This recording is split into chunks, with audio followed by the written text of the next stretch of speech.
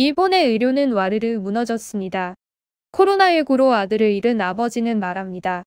이런 일은 TV 드라마에서나 나오는 거 아니었냐며 일본에서 이런 일이 일어날 줄 몰랐다. 라며 절규했습니다. 일본이 과연 선진국이 맞나 싶을 정도로 충격적인 이야기를 직접 확인해 보시죠.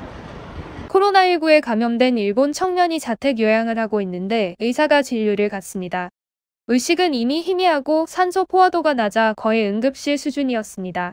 오키나와에서 급히 올라온 어머니를 조용히 부른 의사는 놀라운 말을 건네기 시작합니다. 입원할 곳을 알아보고는 있지만 어디에서도 받아주지 않는다. 준비하세요. 라는 말을 건넵니다. 문제는 이런 일들이 셀 수 없이 일어나고 있다는 것입니다. 일본 언론에서는 아직은 의료 붕괴까지는 아니라며 애써 숨기려고 하지만 손바닥으로 하늘을 가릴 수 있겠습니까? 일각에서는 이미 작년부터 의료 붕괴였지만 올림픽 개최와 국제사회에서 위신 때문에 필사적으로 은폐해왔다는 주장이 있습니다. 이미 병상 및 의료진 부족으로 코로나19 확진자들이 치료도 못 받고 집에서 숨지는 사례가 당연한 발생하기 때문입니다. 사실 말이 좋아 자택 요양이지 그 내막을 살펴보면 자택 방치입니다. 그 숫자는 이미 10만이 넘어가고 있습니다. 집계되지 않는 수치도 생각한다면 어마어마한 수치죠. 걷잡을 수 없는 총체적 난국으로 현재 일본 정부는 그저 긴급사태만 연장하고 있는 상황입니다. 이런 심각한 상황 속에서 일본의 인기 여배우가 비판을 받은 사건이 있었습니다. 하야세 하루카라는 배우는 드라마의 여왕이라 불릴 정도로 톱스타인데요. 코로나 양성 반응에 폐렴 증상까지 보여 병원에 입원 후 치료를 받고 있습니다. 하지만 일본 네티즌들 사이에선 거센 비판이 일어나고 있었습니다. 보통의 일본 국민은 치료나 입원이 낙타가 바늘구멍 통과하는 것만큼이나 어렵기 때문이죠. 네티즌들은 연예인 특혜 아니냐.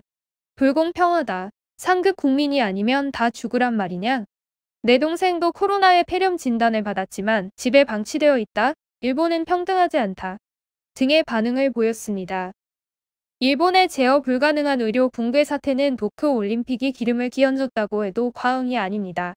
올림픽으로 인해 거리 두기 같은 자숙 분위기는 완전히 박살이 났습니다. 특히 한국의 추석과 비슷한 오복 야습이라는 휴가 기간에 기성이나 휴가 인파가 미어터졌죠. 자포자기라도 한 걸까요?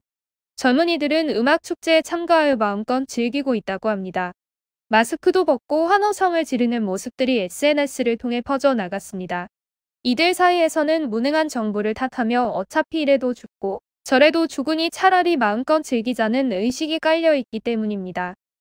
코로나19 폭발적 확산과 40조 적자를 남긴 도쿄올림픽 개최를 밀어붙인 스가 요시히데 전 총리는 입을 꾹 닫고 있습니다. 얼마 전 참다 못한 일본 의사가 주간지에 폭로한 내용은 이렇습니다. 죽을 정도로 괴로운 사태가 되어야 겨우 검사를 받을 수 있다. 그러나 이제 일본에선 죽고 싶을 정도로 괴로워도 제대로 된 검사를 받지 못한 채 집에서 죽어야 하는 지경까지 왔다고 합니다. 이러한 일본의 상황은 상식적으로 쉽사리 이해가 가지 않습니다. 아시아의 별, 세계 속에 빛나는 선진국이라는 추앙받던 일본이었기 때문입니다. 이를 이해하기 위해서는 일본이라는 나라의 응습한 특성을 알아야 하는데요. 개개인의 안전은 전체적인 사회 안정을 위해 불편함을 감수해야 하는 암묵적인 분위기가 형성되어 있기 때문입니다. 또한 모난 돌이 정받는다는 속담처럼 남들도 다 감수하니까 괜히 나서서 튀면 안 되니까 라는 생각이 깔려있기 때문입니다. 후쿠시마 원전 사고와 똑같죠. 은폐와 희생은 일본이 문제를 대처하는 유일한 방법으로 보입니다. 사회 전체의 안정을 위한 일부 집단의 희생을 당연시하는 일본의 추악한 모습을 코로나 사태가 다시 확인시켜줍니다. 아이들 보육 역시 문제입니다. 확진자가 연일 급증하면서 홀로 남겨진 아이들도 크게 늘고 있다. 부모들이 종증치료 내지 사망하는 사례가 늘면서 보호가 필요한 아이들이 늘고 있다고 보도했다. 이런 가운데 일본 정부는 별다른 대책을 내놓을 생각이 없어 보입니다. 보호자가 감염돼 돌보는 식으로 대응하고 있습니다. 아이들의 경우 코로나 감염이 어렵다고 생각됐지만 감염력이 강한 델타 바이러스가 영향을 주고 있다며 부모나 형제, 교사를 통한 감염이 많기 때문에 감염 속도가 매우 빠르다고 합니다. 한국과 일본의 차이를 살펴보겠습니다. 인구는 2.4배 코로나 검사량은 한국 25% 수준. 한국 1일 40만 명 이상, 일본은 고작 10에서 11만 명 수준입니다.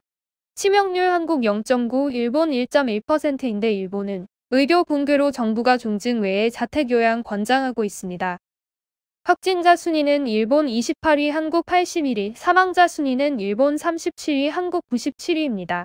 과연 누가 더 선진국일까요? 데이터는 거짓말을 못하죠. 백신, 치료제 개발을 비교해 보겠습니다. 한국은 백신 10종, 치료제 13종 임상 실험 중입니다. 치료제는 이미 사용 중이며 백신은 마지막 3상 실험 진행 중이라고 합니다. 일본도 백신 5종, 치료제 4종 개발 중입니다. 그러나 재정이 부족한 정부가 지원을 못하며 까다로운 승인 심사와 복잡한 절차도 큰 장벽이라고 합니다.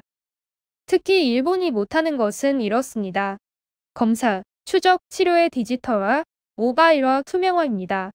아직도 종이 서류에 목숨을 걸며 팩스로 부서 간 서류를 전달하며 시민의회원처럼 군림 행정 역시 일본 의료 붕괴에 큰 역할을 맡고 있습니다. 특수주사기와 국가공인 KF 방역 마스크 개발조차 아직 손도 대지 못하고 있다는 소식입니다. 그럼에도 일본 정부가 셧다운을 결정하지 못하는 이유는 무엇일까요? 전문가들은 일본의 경제 상황 때문이라고 말합니다. 이미 다 알려졌다시피 일본 역시 국가 부채가 엄청나죠. 그래도 경제활동으로 벌어들이는 돈이 워낙 많으니 겨우 버티는 것이 일본 상황이죠. 국가 재정의 약 30에서 40%를 부채 상환에 투입하고 있답니다. 경제활동이 멈출수록 타격이 점점 커질 거라는 건 불보듯 뻔합니다. 도쿄 상황이 매우 심각하다는 건 이미 국내외 뉴스에서도 다뤄지고 있는 사안입니다. 하지만 더 큰 문제는 따로 있습니다.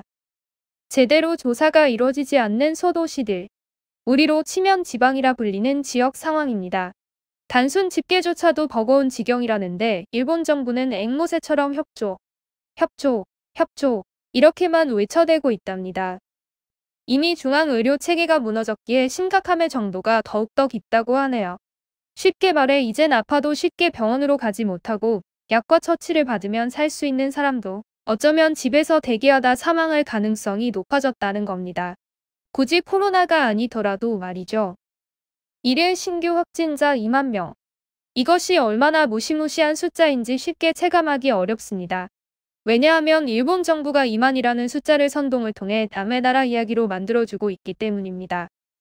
우리나라의 경우 2,000명 넘어섰다고 온 언론이 쥐잡듯이 방역 행정과 정부의 대처를 비판하지만 사실상 전 세계적으로 봤을 때 이 정도로 선방하고 있는 국가는 단 하나입니다. 네, 맞습니다. 일본이 아니라 깨어있는 민주 시민들의 나라 대한민국입니다. 이쯤 되면 일본의 상황이 너무 심각해지다 보니 통쾌한 마음보다는 측은한 마음이 들기도 합니다. 부디 저자들도 얼른 정신을 차리고 국민들로부터 사랑받는 그런 나라가 되기를 바라봅니다. 마지막으로 일본 의료계에 절망 섞인 탄식이 터져나온 사건이 있습니다. 코로나 확진 판정을 받은 30대 임산부가 증상이 악화되었음에도 불구하고 입원을 하지 못했습니다. 임신 7개월을 못 채우고 집에서 태어난 아기는 뒤늦게 병원으로 옮겨졌으나 사망하고 말았습니다. 이 여성은 출산 당일 9개의 병원에서 입원을 거절당했다고 합니다. 반면 스기타 가즈히로라는 장관은 코로나 음성 판정임에도 약간의 열 때문에 정밀 진단을 받기 위해 즉시 입원을 했다는 사실이 밝혀지며 온열도가 경악에 빠졌습니다. 어떤 누리꾼은 코로나19에 걸려도 입원하지 못해서 죽어나가는데 음성을 받아도 미열이 있다고 바로 입원이라니. 일본은 후진국형 급행열차를 타고 있다. 라는 반응을 보였습니다. 일본은 지금에서라도 한국의 도움에 손을 벌려야 하지 않을까 생각해 봅니다.